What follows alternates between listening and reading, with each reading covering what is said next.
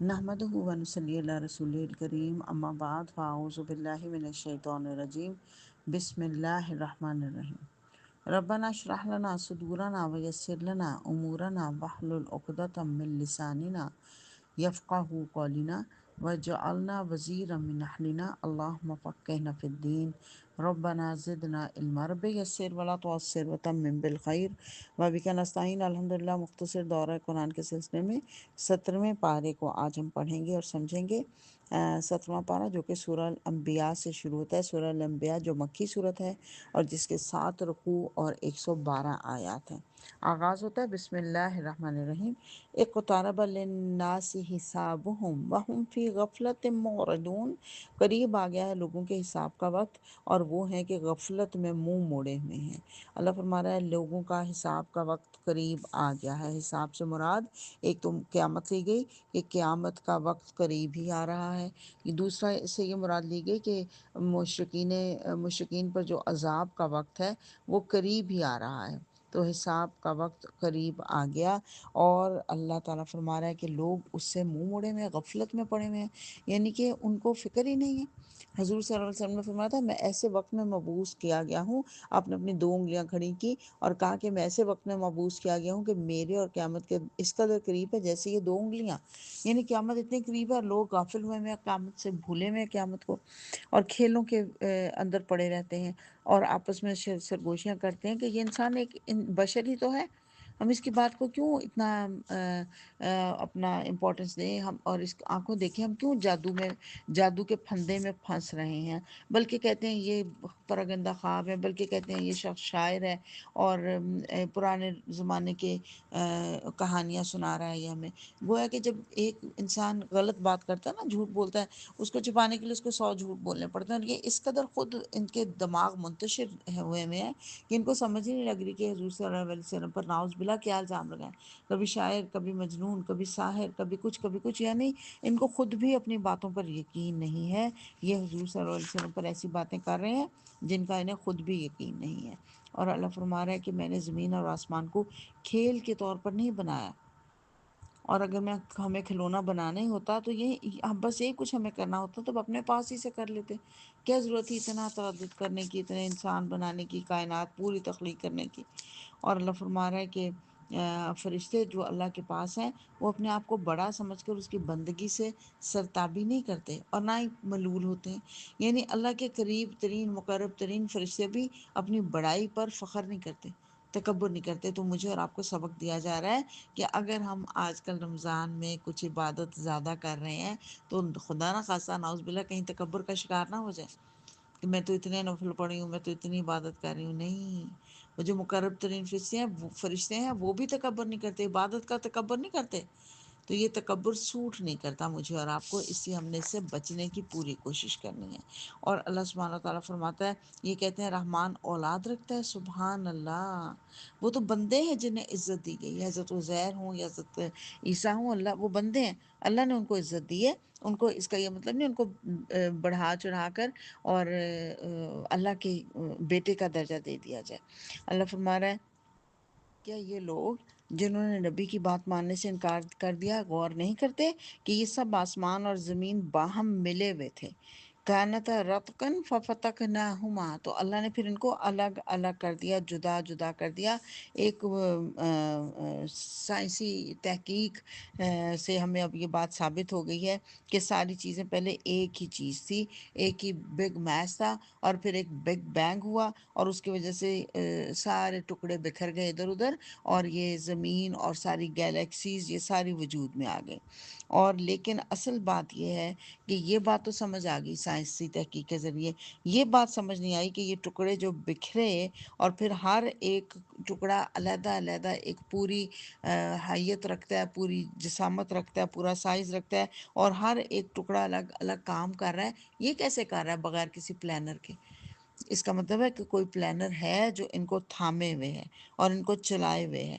ایک گھڑی جو ہے نا وہ تو سیل کے بغیر چل نہیں سکتی، اتنی بڑی کائنات جو ہے بغیر کسی انرجی کے کیسے چل رہی ہے؟ تو اس کو چلانے والی اللہ کی ذات موجود ہے، اور اللہ نے فرمایا کہ پانی سے ہر زندہ چیز پیدا کی گئی، اللہ نے ہر زندہ چیز کو پانی سے پیدا کیا۔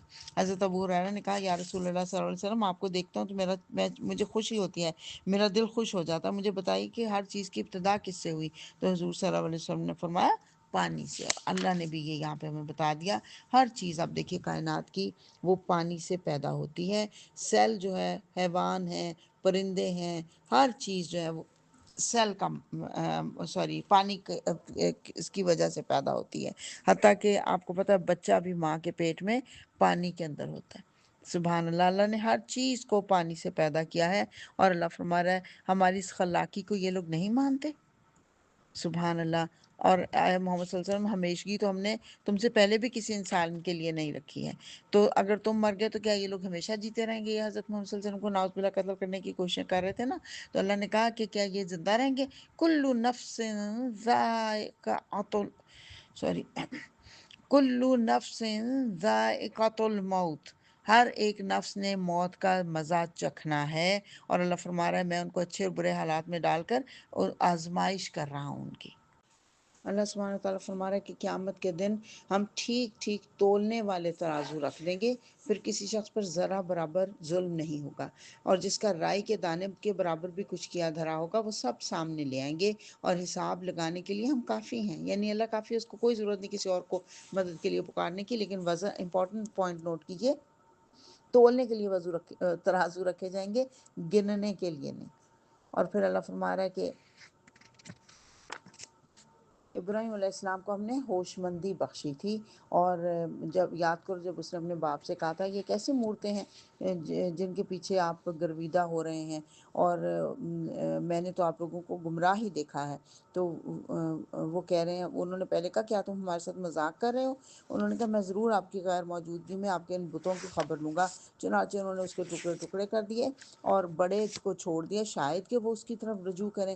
تو انہوں نے بتوں کا جب یہ حال دیکھا واپس آ کے، تو انہوں نے کہا یہ کس نے کر دیا؟ تو کسی نے کہا کہ ہم نے ایک نوجوان کو ان کا ذکر کرتے سنا تھا جس کا نام ابراہیم ہے، تو انہوں نے کہا پکڑ لو اسے سب کے سامنے تاکہ دو لوگ دیکھ لیں اس کی کیسی خبر لی جاتی ہے۔ اور جب حضرت ابراہیم کو انہوں نے پوچھا کیا ابراہیم تو نے ہمارے ان خداؤں کے ساتھ یہ حرکت کیا؟ انہوں نے کہا اس کے بڑے سے پوچھ لو نا، وہ وہیں پہ کھڑا تھا، اس سے پوچھ لو، شاید اسے نے کیا ہو، یا وہ تمہیں بتا دے کہ کس نے یہ کیا ہے۔ ان کو جھنجھوڑنے کے لیے یہ کام کیا تھا، انہوں نے ان کو وارن کرنے کے لیے کہ یہ اگر تم جس کو خدا مانتے ہو اس کے سامنے چھوٹے خداؤں کو سب کو مار دیا گیا اور وہ مزے سے کھڑا ہوا ہے، تو یہ کیا تمہاری کیا مدد کر سکے گا؟ یہ تو اپنے خداؤں کی مدد نہیں کر سکا، تو تمہاری کیا مدد کر سکے گا؟ اور حضرت ابراہیم نے کہا تم اللہ کو چھوڑ کر ان چیزوں کو پوج رہے ہو جو نہ تمہیں نفع پہنچانے پر قادر ہیں نہ نقصان تف ہے تم پر، اور تمہارے ان معبودوں پر جن کی تم اللہ کو چھوڑ کر پوجا کر رہے ہو تم کچھ بھی عقل نہیں رکھتے۔ انہوں نے کہا کہ یہ اس نے ہمارے بتوں کو توڑا ہے، تو اب ہم اس کو آگ میں ڈال دیں گے، جلا ڈالو اس کو، انہوں نے کہا۔ اور اللہ نے حکم دے دیا آگ کو، قلنا یا نار کونی بردم وسلاما علی ابراہیم، ابراہیم پر سلامتی والی بن جاؤ آگ، اور آگ جو ہے اللہ کے حکم سے سلامتی والی بن گئی۔ سبحان اللہ، اللہ کے راستے میں قربانیاں دی تھی، اللہ کے راستے میں محنتیں کی تھی، لوگوں کو اللہ کی طرف بلانے کے لیے کوششیں کر رہے تھے، تو اللہ تعالیٰ نے آگ کو حکم دیا، وہ ٹھنڈی ہو گئی۔ اللہ تعالیٰ اپنی بنائی ہوئی جو چیزیں ہیں ان کو اپنی مرضی کے مطابق جیسا چاہیں اس کو اس سے کام لے سکتے ہیں۔ اور اللہ فرما رہا ہے کہ لوط کو ہم نے حکم اور علم بخشا اور اسے اس بستی سے بچا کر نکال دیا جو بدکاریاں کرتی تھی، در حقیقت وہ بڑی ہی فاسق قوم تھی۔ اور اللہ فرما رہا ہے کہ اسی نعمت سے ہم نے داود اور نہیں نوح علیہ السلام کو پہلے انہیں بھی ہم نے پکارا تھا، انہیں بھی یہی نعمت دی تھی، اور انہوں نے دعا کی تھی اللہ تعالیٰ سے کہ اللہ مجھے اور میرے گھر والوں کو کرب عظیم سے نجات دے، اور اللہ فرما رہا ہے ہم نے سب کو غرق کر دیا کفار کو اور ان کو بچا لیا۔ اسی طرح سے اسی نعمت سے ہم نے داود اور سلیمان کو سرفراز کیا، جبکہ وہ دونوں ایک کھیت کے مقدمے میں فیصلہ کر رہے تھے جس میں رات کے وقت دوسرے لوگوں کی بکریاں پھیل گئی تھیں اور ہم ان کی عدالت خود دیکھ رہے تھے۔ اس وقت ہم نے صحیح فیصلہ سلیمان کو سمجھا دیا، حالانکہ حکم اور علم ہم نے دونوں کو عطا کیا تھا۔ حضرت سلیمان بیٹے تھے لیکن صحیح فیصلہ اللہ تعالیٰ نے ان کو سجھا دیا۔ بکریاں کسی کے کھیت میں گھس گئی تھیں تو حضرت داود نے کہا کہ مشورہ دیا کہ بکریاں چھین کر اس کو دے دی جائیں جس کا کھیت انہوں نے اجاڑا ہے، لیکن حضرت سلیمان نے اس سے اختلاف کیا۔ انہوں نے کہا کہ بکریاں اس وقت تک کھیت والے کے پاس رہیں جب تک کہ بکری والا اس کے کھیت کو پھر سے تیار نہ کر کے دے دے۔ تو اللہ تعالیٰ فرما رہا ہے میں نے سلیمان کو، اس کا مطلب ہے سلیمان کو صحیح فیصلہ سجھا دیا۔ اس کا مطلب ہے کہ کبھی بچہ بھی بیٹا بھی صحیح فیصلہ کر سکتا ہے، ضروری نہیں ہے کہ صرف ہمیشہ باپ ہی ٹھیک فیصلہ کرے، یہ بتایا۔ پھر اللہ فرما رہا ہے داؤد کو ہم نے زرہ بنانے کی صنعت سکھائی تھی، اور وہ تسبیح کرتے تھے جب، تو ان کے ساتھ پہاڑ اور پرندے بھی تسبیح کرتے تھے۔ بہت خوش الہام تھے حضرت داؤد، زبور حمدیہ کلام تھا، اور جب وہ پڑھتے تھے تو لگتا تھا سارے پہاڑ بھی ساتھ ان کے پڑھ رہے ہیں اور پرندے بھی ساتھ پڑھ رہے ہیں۔ اور اللہ فرما رہا ہے ان کو زرہ بنانے کی صنعت سکھائی تھی، یعنی لوہے سے وہ زرہ بناتے تھے اور ان سے پھر لوگوں نے سیکھا۔ اور پھر اللہ فرما رہا ہے ہم نے برکتیں رکھی تھیں حضرت سلیمان کے لیے، ہر طرح کی ہوائیں اور شیاطین اور سب کو ان کا تابع بنا دیا تھا جو ان کے لیے کام کرتے تھے۔ اور یہی ہوشمندی اور حکم اور علم کی نعمت ہم نے ایوب کو دی تھی۔ یاد کرو جب اس نے اللہ کو پکارا، انی مسانی الضر وانت ارحم الراحمین، اے اللہ مجھے بیماری لگ گئی ہے اور تو ارحم الراحمین ہے۔ بہت نیک انسان تھے، اور ان کو کوئی سکن پرابلم ہو گئی تھی، ان کے بچے تھے بہت مالدار تھے، لیکن اللہ جب بیماری لگی تو مال بھی چھن گیا، بچے بھی چلے گئے، اور اس حالت میں وہ یہی دعا کر رہے ہیں کہ اللہ مجھے بیماری لگ گئی تو ارحم الراحمین نے کوئی شکایت نہیں کی، صرف اللہ تک اپنی درخواست پہنچائی۔ کہا جاتا ہے کہ بہت عبادت گزار تھے، جب مال و دولت بے شمار تھا تب بھی، اور جب چھن گیا تو انہوں نے کہا اللہ پہلے تو یہ مال و دولت اور میرا نرم گرم بستر میرے لیے تیار رہتا تھا تب بھی میں تیری یاد سے غافل نہیں ہوتا تھا، اب تو میرے پاس یہ چیزیں ہیں ہی نہیں، اب تو میرے لیے غفلت کی کوئی بات ہی نہیں ہے۔ تو کہتے انہوں نے خود کہا کہ اگر شیطان میری یہ بات سنے تو وہ جل بھن جائے، اور واقعی شیطان جل بھن گیا کہ اس کو جب اللہ نے مال دیا تھا تو بھی یہ عبادت گزار تھا، جب مال و دولت چھن گئی تو اور بھی یہ عبادت گزار ہو گیا۔ اور پھر اللہ فرما رہا ہے میں نے رحمت خاص سے اس کو جتنا پہلے تھا اس سے زیادہ مال اور اس سے زیادہ اولاد سے نواز دیا۔ صبر ایوب مشہور ہے اسی لیے۔ اور اسماعیل اور ادریس اور ذوالکفل کل من الصابرین، اللہ کہہ رہا ہے یہ سب صابر لوگ تھے۔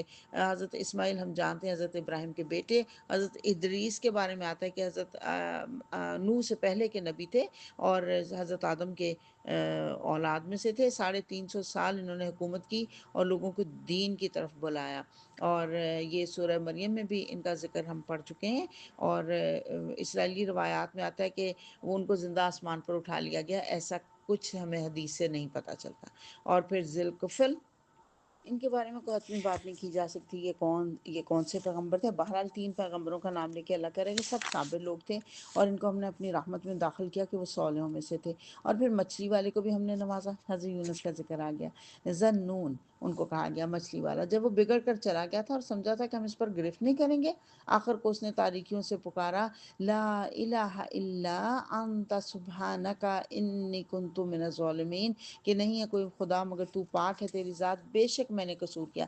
تب ہم نے اس کی دعا قبول کر لی، اپنی غلطی کا اعتراف کیا تو اللہ نے دعا قبول کر لی۔ اور زکریا نے جب اللہ کو پکارا ربی لا تذرنی فردا وانت خیر الوارثین، اے پروردگار مجھے اکیلا نہ چھوڑ اور بہترین وارث تو ہی ہے، ہم نے اس کی دعا بھی قبول کی اور اسے یحییٰ عطا کیا اور اس کی بیوی کو درست کر دیا۔ اور اللہ فرما رہا ہے پھر وہ خاتون جس نے اپنی عصمت کی حفاظت کی تھی، ہم نے اس کے اندر اپنی روح میں سے پھونکا، اپنی روح نہیں، روح میں سے، من روح ہی نہ، اور اسے اور اس کے بیٹے کو دنیا بھر کے لیے نشانی بنا دیا۔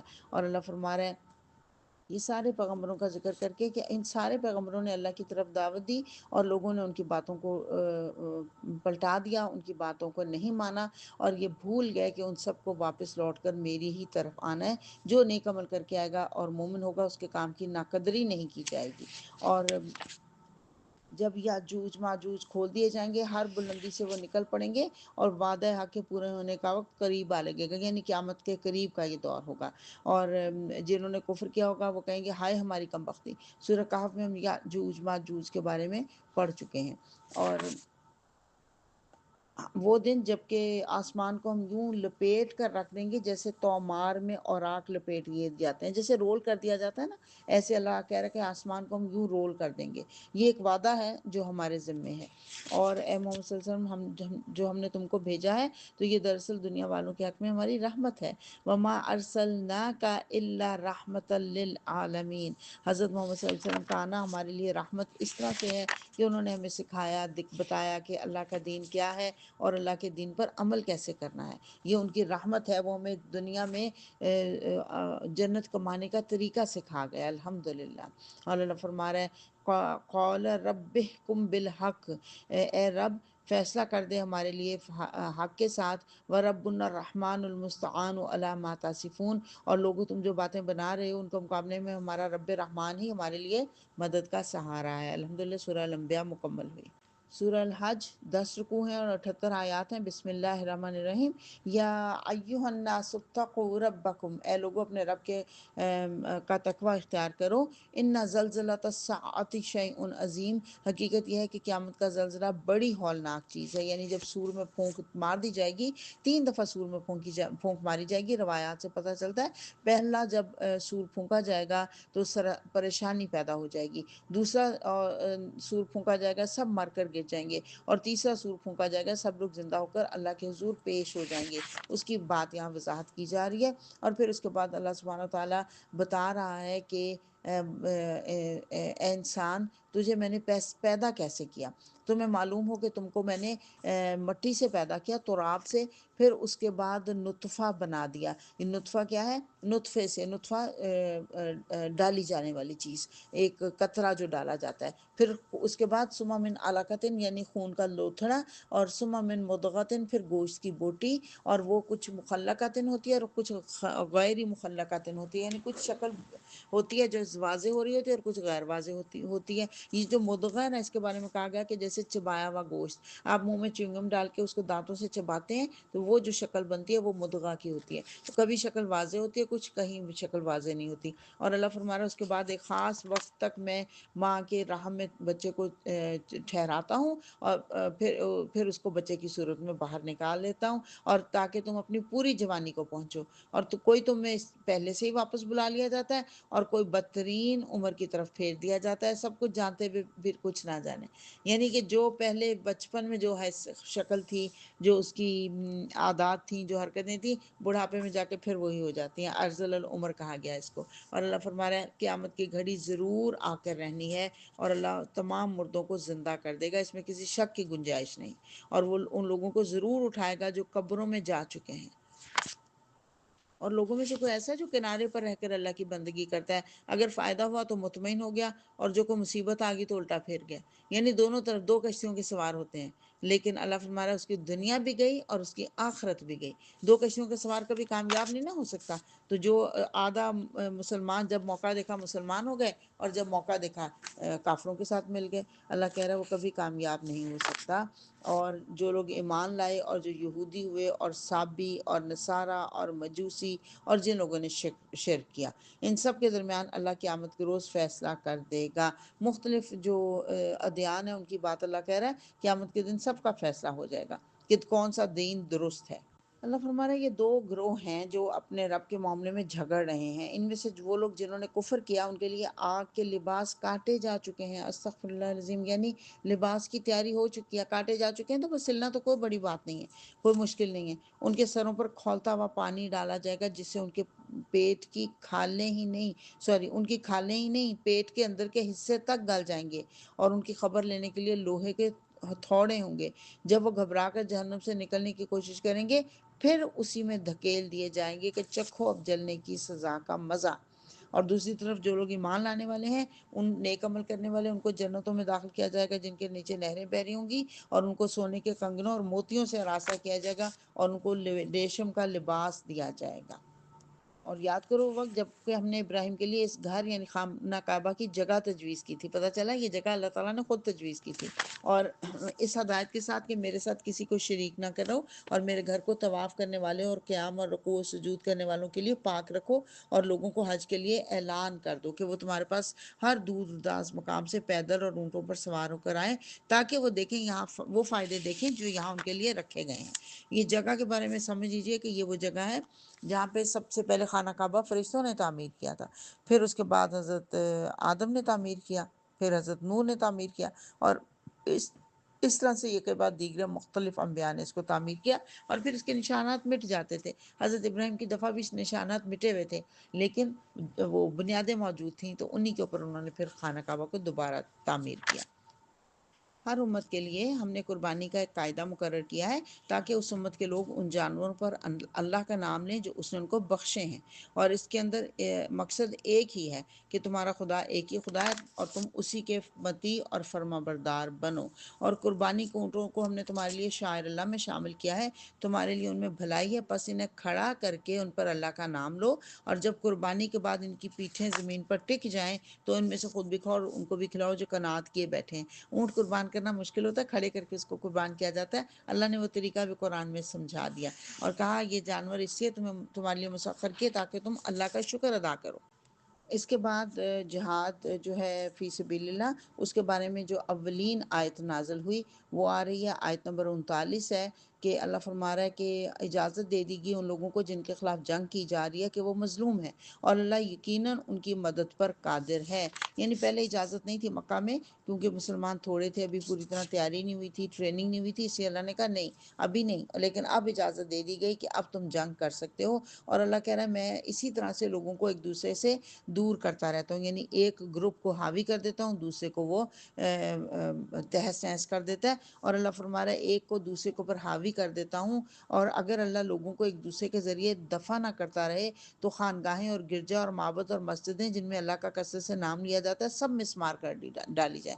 یعنی جس کا غلبہ ہو نا وہ پھر دوسروں کے عبادت گاہوں کو نقصان پہنچاتا ہے۔ جیسے ہم پڑھ آئے ہیں کہ بنی اسرائیل کے اوپر جب ٹائٹس نے حملہ کیا تھا یا جب بختصر نے حملہ کیا تھا تو ان کا ہیکل سلیمانی بھی گرا دیا تھا اور ان کی کتابیں بھی جلا دی تھیں اور پانی میں بہا دی تھیں، اور وہ ساری چیزیں جو ہے نا ان کے دین کی وہ سب شاعر اللہ انہوں نے تباہ و برباد کیے تھے۔ اللہ کہہ رہا ہے اللہ بڑا طاقتور ہے اور زبردست ہے۔ اور وہ لوگ جن کو اللہ زمین میں اقتدار بخشتا ہے، نیک لوگ، تو وہ نماز قائم کرتے ہیں، زکوٰۃ دیتے ہیں، معروف کا حکم دیتے ہیں اور منکر سے منع کرتے ہیں۔ یہ اسلامی حکومت کے 4 بتا دیے گئے رولز کہ کس طرح اسلامی حکومت نے کام کرنا ہے، نماز قائم کرنی ہے، زکوٰۃ دینی ہے، امر بالمعروف اور نہو عن المنکر کرنا ہے۔ اور اے محمد صلی اللہ علیہ وسلم اگر یہ تمہیں جھٹلاتے ہیں دل برا نہ کرو، اس سے پہلے قوم نوح، قوم عاد، سمود، قوم ابراہیم، قوم لوط اور اہل مدین بھی جھٹلا چکے ہیں اور موسیٰ بھی جھٹلائے جا چکے ہیں۔ ان سب منکرین و حق کو ہم نے پہلے مہلت دی پھر پکڑ لیا، پھر دیکھو کہ میرا پکڑنا کیسا سخت تھا۔ یعنی مشرکین مکہ کو بھی پکڑ لیا جائے گا اگر یہ اپنی حرکتوں سے باز نہ آئے، گویا کہ یہ بتایا جا رہا ہے۔ پھر اللہ فرما رہا ہے زمین اور آسمان میں جو کچھ ہے اللہ نے سب کچھ تمہارے لیے مسخر کر رکھا ہے، تمہارے سرونٹس اللہ نے بنائے ہوئے ہیں۔ اور یہ دیکھو وہ جو کشتی ہے اس کو بھی ایک قاعدے کا پابند بنایا ہے کہ وہ اس کے حکم سے سمندر میں چلتی ہے، اور وہی آسمان کو اس طرح تھامے ہوئے کہ اس کے اذن کے بغیر وہ زمین پر گر نہیں سکتا۔ اللہ بڑا شفیق اور رحیم ہے، اور اللہ نے ہر امت کے لیے ایک عبادت کا طریقہ مقرر کیا ہے جس کی کو وہ پیروی کرتی ہے۔ بس یا محمد صلی اللہ علیہ وسلم وہ اس معاملے میں تم سے جھگڑا نہ کریں، وہ اللہ نے جو طریقہ بتا دیا بس اس کے مطابق عبادت کی جائے۔ اور لوگوں ایک مثال دی جاتی ہے کہ جن معبودوں کو تم اللہ کو چھوڑ کر پکار رہے ہو وہ سب مل کر ایک مکھی بھی پیدا کرنا چاہیں تو نہیں کر سکتے، بلکہ اگر مکھی ان سے کوئی چیز چھین لے جائے تو اسے چھڑا بھی نہیں سکتے۔ مدد چاہنے والے بھی کمزور اور جن سے مدد چاہی جاتی ہے وہ بھی کمزور۔ ان لوگوں نے اللہ کی قدر ہی نہ پہچانی جیسا کہ پہچاننے کا حق ہے۔ مکھی سے کوئی چیز کیسے لے سکتا ہے؟ اگر مکھی اڑ جائے آپ کی کوئی چیز اٹھا کے آپ اس کو پکڑ نہیں سکتے، کیونکہ اس کی آنکھیں تیز ہوتی ہیں، اس کے 6 کونوں والی اس کی آنکھیں ہوتی ہیں، اور اس کی جو لینزز ہیں نا آنکھ کے اندر 5000 لینزز ہوتے ہیں، پیچھے بھی دیکھنے کی صلاحیت رکھتی ہے۔ اس کے علاوہ جب مکھی کوئی چیز اٹھاتی ہے تو اٹھاتے ہی پکڑتے ہی اس کے اوپر کوئی رطوبت اس کے منہ سے نکلتی ہے وہ انڈیل دیتی ہے۔ تو اگر فرض کریں آپ مکھی کو پکڑ بھی لیں تو آپ سے وہ چیز واپس نہیں لے سکتے، کیونکہ پکڑتے اس نے اس کے اوپر وہ رطوبت ڈال دی ہوتی ہے، گیلا سا مادہ اس کے اوپر ڈال دیا ہوتا ہے، تو آپ اس کو واپس نہیں لے سکتے۔ تو اللہ کہہ رہا ہے رکوع اور سجود کرو، اپنے رب کی بندگی کرو اور نیک کام کرو، شاید کہ تم کو فلاح نصیب ہو جائے، اور اللہ کی راہ میں جہاد کرو جیسا کہ جہاد کرنے کا حق ہے۔ اس نے تمہیں اپنے کام کے لیے چن لیا ہے۔ اب جہاد فی سبیل اللہ بھی ہم اس سے مراد لے سکتے ہیں، اور قرآن کے ساتھ بھی جہاد لے سکتے ہیں کہ اللہ کے دین کی سربلندی کے لیے کوشش کریں۔ اور اللہ فرما رہا ہے اللہ نے پہلے بھی تو ہمارا نام مسلم رکھا تھا اور اس قرآن میں بھی تمہارا یہی نام ہے تاکہ رسول تم پر گواہ ہو اور تم لوگوں پر، اور تمہارا مولا بہت ہی اچھا ہے، وہ مولا اور بہت ہی اچھا ہے وہ مددگار، وہ مولاکم فنعم المولا ونعم النصیر۔ اللہ ہم سب کا مولا اور مددگار ہو، اللہم آمین۔ الحمدللہ 17واں پارہ مکمل ہوا اور سورہ الحج بھی مکمل ہوئی۔ وآخر دعوانا ان الحمدللہ رب العالمین۔ اللہم آنس وحشتنا فی قبورنا، اللہم ارحمنا بالقرآن العظیم واجعلہ لنا اماما ونورا وہدی ورحمہ، اللہم ذکرنا منہ ما نسینا وعلمنا منہ ما جہلنا وارزقنا تلاوتہ آناء اللیل وآناء النہار واجعلہ لنا حجتا یا رب العالمین۔